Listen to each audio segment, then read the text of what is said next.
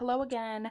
I'm going to change this light because the light was shining in my eye and it was all the blue light and I was dying.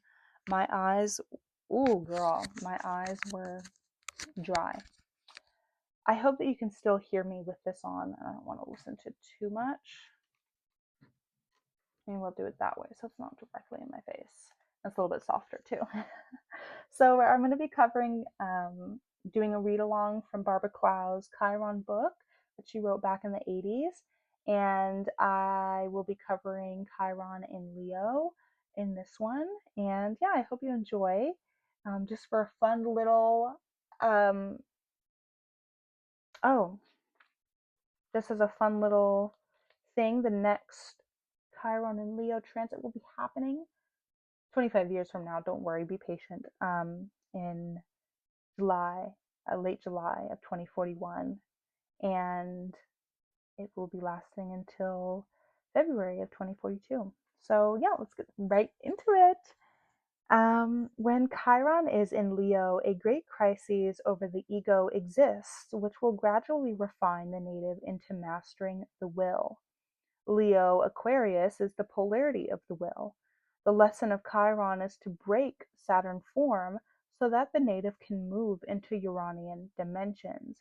And Chiron in Leo signals a life and death struggle to develop the higher will. The higher will has a great affinity with the higher self. The higher self represents the form of our soul, the essential being working through a series of incarnations. The higher will represents the ability to choose to resonate with the higher self, to choose to bring the higher self into life during any incarnation. The higher self will not manifest in the body unless the crisis of the fifth house is resolved. The fifth house represents empowerment, shining. The power comes from creativity, co-creating the universe, and Chiron in Leo actualizes the royal person or soul being in the body.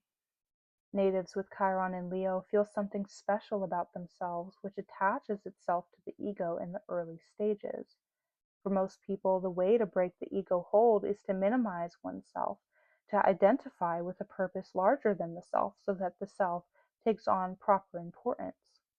For natives with Chiron and Leo, a different dynamic prevails. They must become the ego. Their life and death struggle is preservation of the ego as long as it is required for survival. The key is that they cannot let go of the ego until they have matured enough to handle Uranian energy.